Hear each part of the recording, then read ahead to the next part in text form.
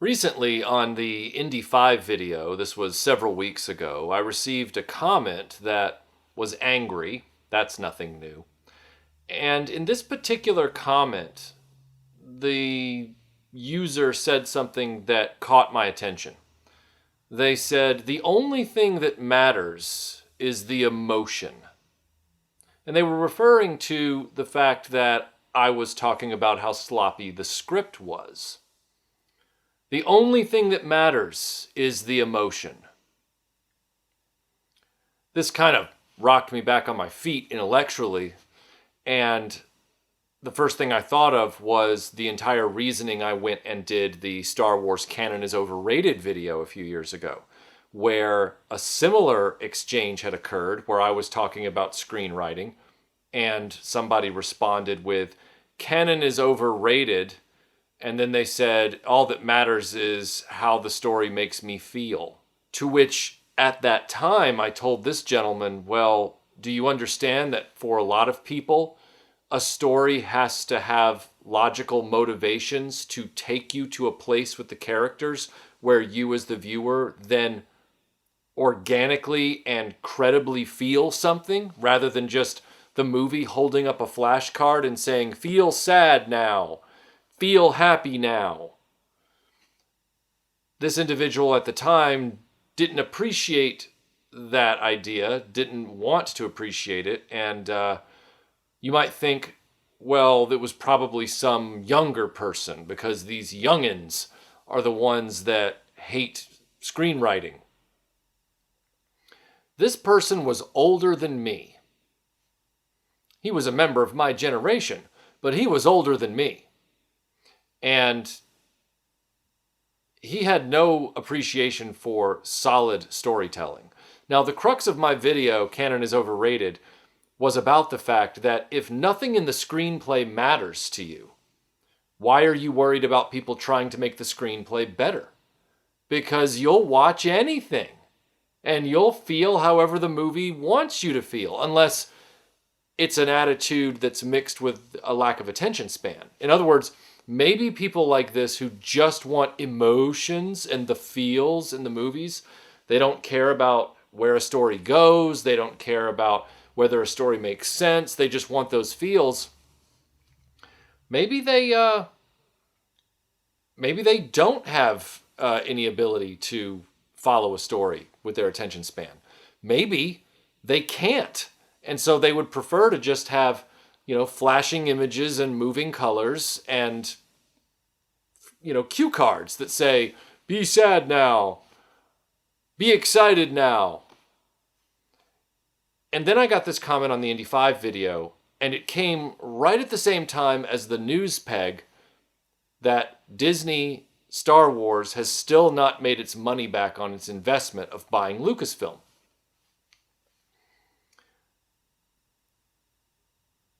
I'm of the belief that we are seeing an era of Hollywood where just enough people who share the same attitude as the guy that inspired Canon is Overrated and this commenter on my Indy 5 video, that those are the types of people that are making movies in Hollywood right now.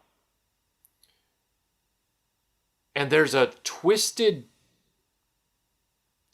it's not irony, I don't think, by definition, but it's a twisted raise of the eyebrows when you consider that people who claim to be obsessed with emotions, who are themselves very emotional, they're the ones that are always getting into the big fights on social media. They're the ones that are looking for things to make them outraged. They don't understand emotions at all. They only understand how they feel in the moment. But they don't actually understand how emotions work, how they're built, how they're structured. And when you look at the people writing in Hollywood right now, that's why I feel like a bunch of people like that are the ones in charge of these story groups.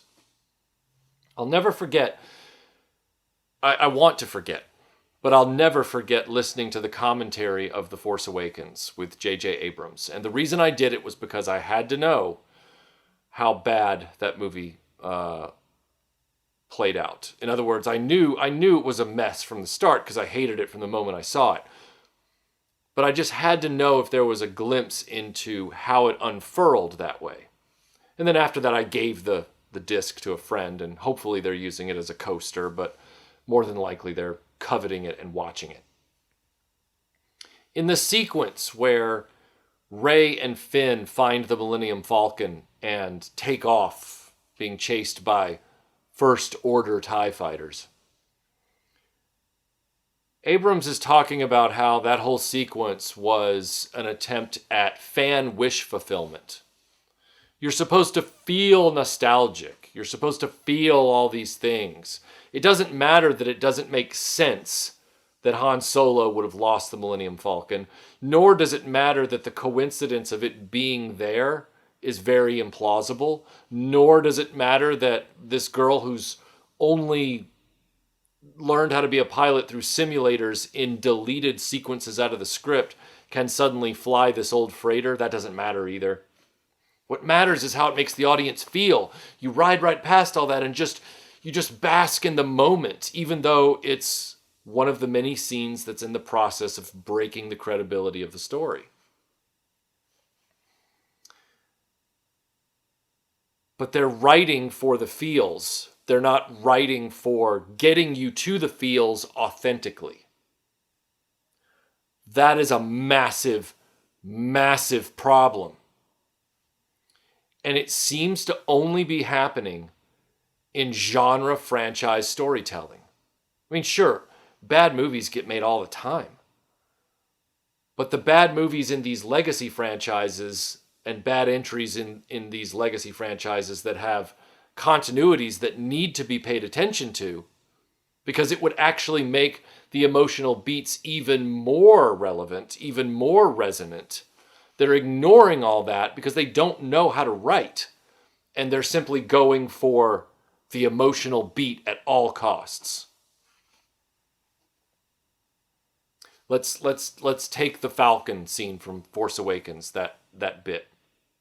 Well, Michael, how would that bit be authentically, emotionally resonant? Well, it's not that hard. If we have to keep the Falcon on that planet at that time, and we have to have Rey and Finn run for it to the Falcon at that time, and that cannot be changed, how do we fix that problem? Well, you shuffle a few things in the deck. And the people that want the emotional beat, they're going to get it regardless, because these types where nothing matters to them, it doesn't take much to get them where you want the rest of the audience to go. The rest of the audience is going to go there because of good writing. They'll already be there. Trust me. You have Rey and Finn meet up at the village, the encampment, whatever you want to call it, just like they did in the film. Same thing. That doesn't change. And then you've got Ungar Plot, or whatever that guy's name is, who's basically the corporate taskmaster of that indentured servitude camp, that big blobby guy played by, I guess, Simon Pegg. And you have him yelling in the background. They're in that little marketplace encampment with all the little tents and canvases and all that kind of stuff blowing in the wind. And they overhear Ungar Plot arguing with somebody. And they look over because, Finn knows the First Order, throw up in my mouth a little bit, the Imperial Remnant is chasing him. And Rey looks over because she's got this droid that she's trying to, figure out what to do with. And they see Ungar Plot arguing with this older guy. And we recognize him as Han Solo. Chewie's standing there with him, or doesn't have to. Chewie could actually be back in the Falcon. That actually might be a better thing. Have Chewie in the Falcon. And Han is trying his hardest with the subtitles, going for the alien guy, to try and get him to warm up to the idea of joining the New Republic. Like, hey, we really want to help out Jakku, and, I know that you're getting sick of me coming down here, but I haven't seen you in, however many months, and I just wanted to come back and see where your head is, on this. And again, this isn't the actual dialogue. I'm riffing right now. I'm trying to set up a situation, not the actual dialogue. And of course, he's arguing back with Han, saying things like, you know what, man, you used to be one of us. You used to be a guy out there on the fringes just like us. What'd you do, selling yourself out to the New Republic? And he's like, look, man, you can't keep running, operations like this forever. You got to become legit at some point. And he's like, I'm doing just fine. So they're arguing. They're just arguing. In a typical Han Solo scene where clearly he's moved on in his life to a new job. He's trying to help grow the New Republic. But he's the guy who liaisons with the people on the fringes of lawful society. He's the one trying to go to the backwater planets because he has a lifetime of knowing all these people and they know him. And he's trying to get this guy to come around. The conversation ain't going well.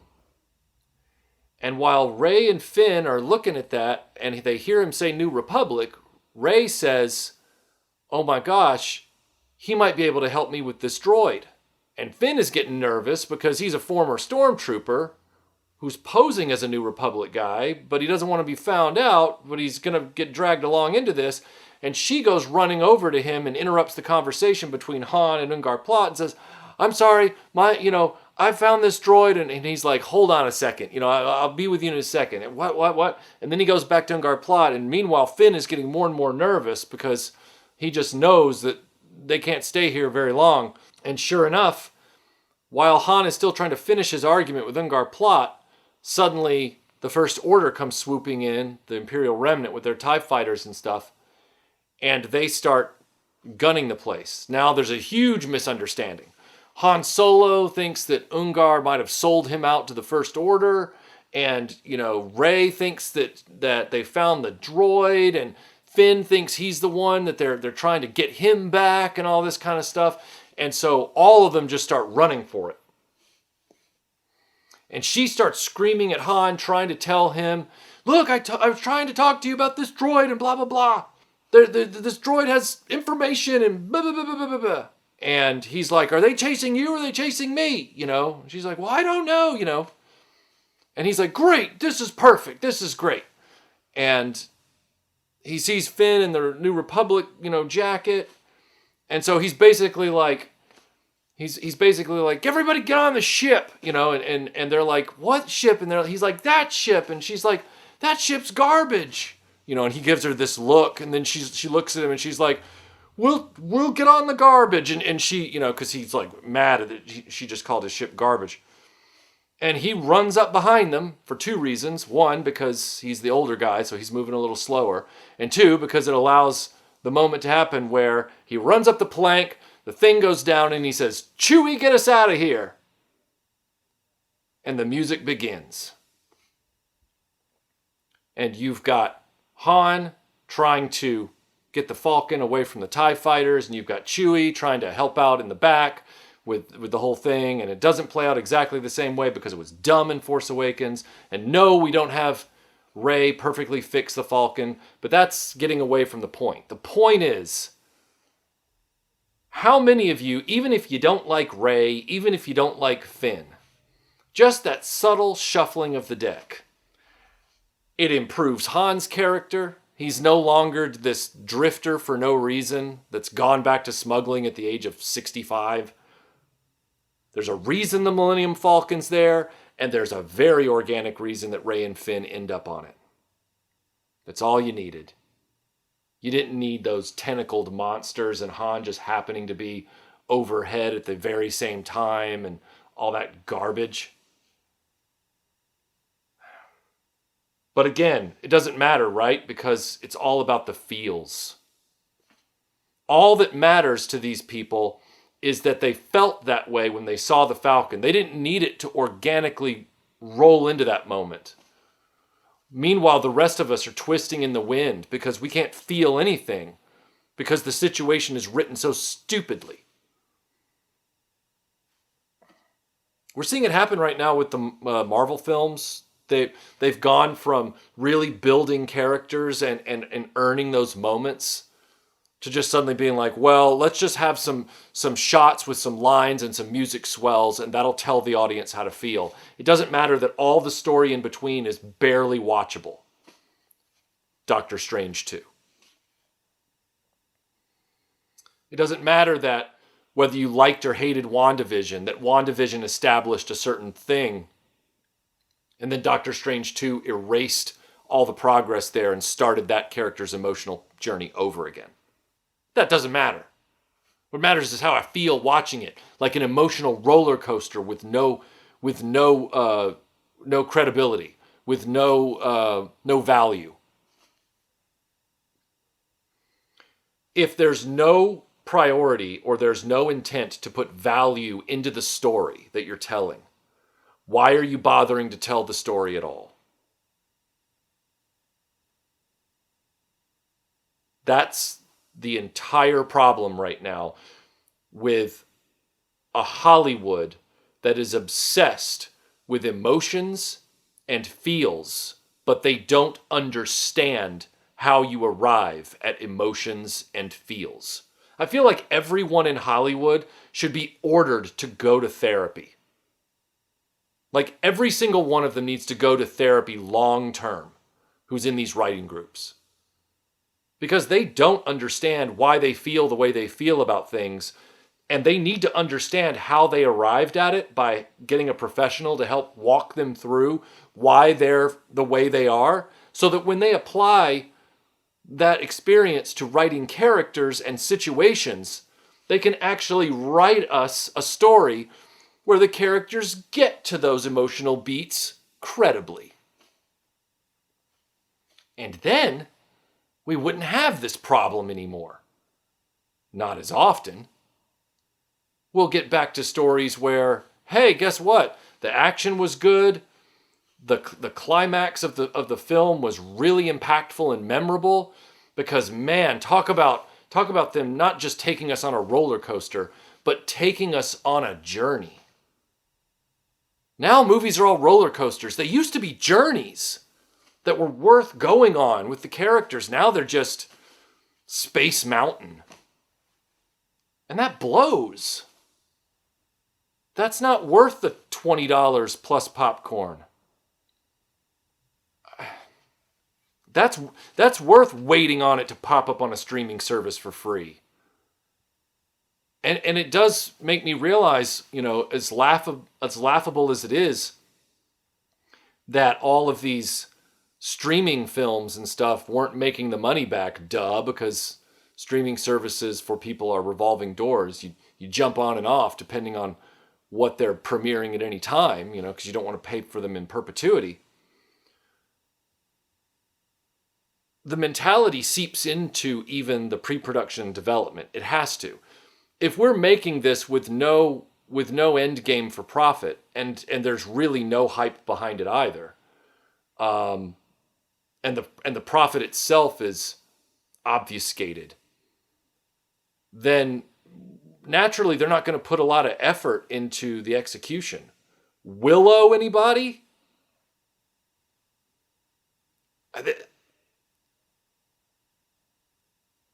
When you care more about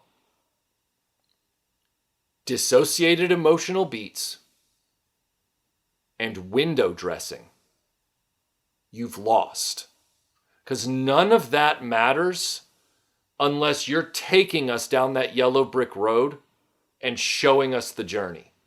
If you can't tell us how and why those characters got the way they did in your story, then you have no business putting them there in your script.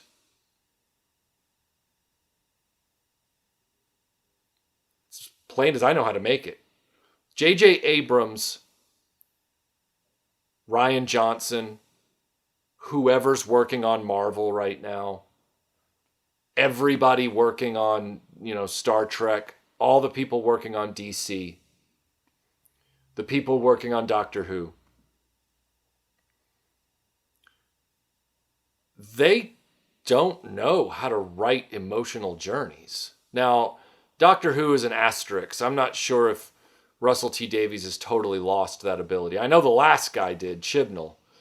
Russell T Davies, the vote's still out on that. I don't know. I haven't been keeping up with it, honestly. So I'll put a pin in that one. But as for these other franchises, they're all dog paddling in the writing department. And they're not keeping their head above water consistently. Like, it's not even a minimal acceptable effort. It's pretty shocking. And yet, for an entire generation of filmmakers who are all about emotions, the evidence is right in front of us that they don't understand emotions at all.